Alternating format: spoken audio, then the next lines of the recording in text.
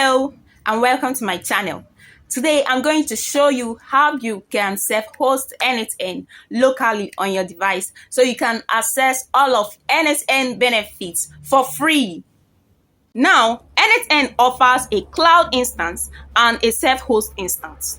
The cloud instance normally has a free 14-day trial, and after the 14-day trial, you no longer gain access to n8n. But with the self-host instance, you can still access n8n and get to automate your workflows, and that is what we are going to cover in this tutorial.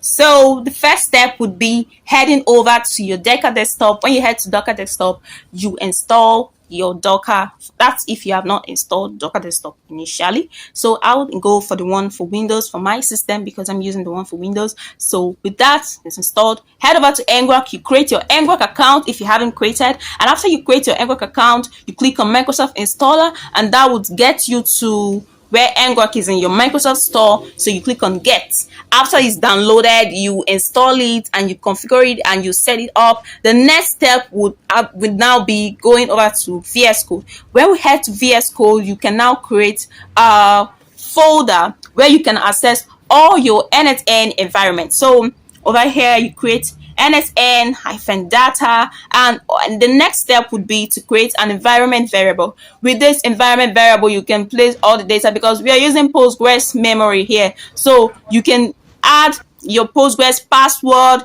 your Postgres database, and your Postgres name, and also the n8n time zone. You specify it, and after that, the next step would also be to add your Docker Compose file. With this Docker Compose file, you can spin up your volumes, you can spin up the container and create an image for Postgres and an image for your n8n. So over here, I've already created the file. I'm just showing you how to do it. So after you create this Docker Compose, you now add this code there. So this is the code that you would use to access the files and everything. You can see the Postgres, you can see the restart, the environment, the volumes, the health check, the version, and all the details. This when you add this, and the next step would be to go to the terminal. So when you get to the terminal, when you run this command, as you have Docker desktop on your system and the Docker desktop is running already, with this command, automatically Docker desktop will create a container, an image, and all the details, and with that your local host instance of n8n will start running. So you run Docker Compose up -d.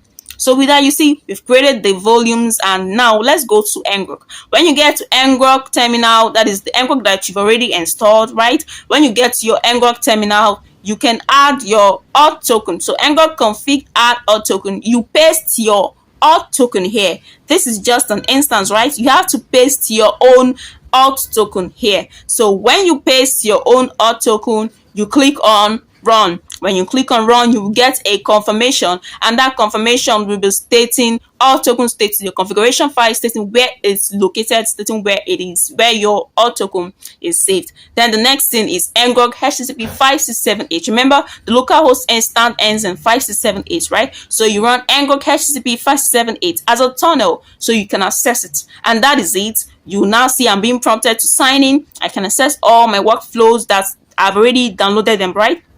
And now I can add new credentials, and I can also access my pre-existing workflows that I already have in my n8n cloud instance. And that is it. Now that is the end of this video. If you liked this, don't forget to give it a thumbs up, and see you in the next video. Most importantly, subscribe.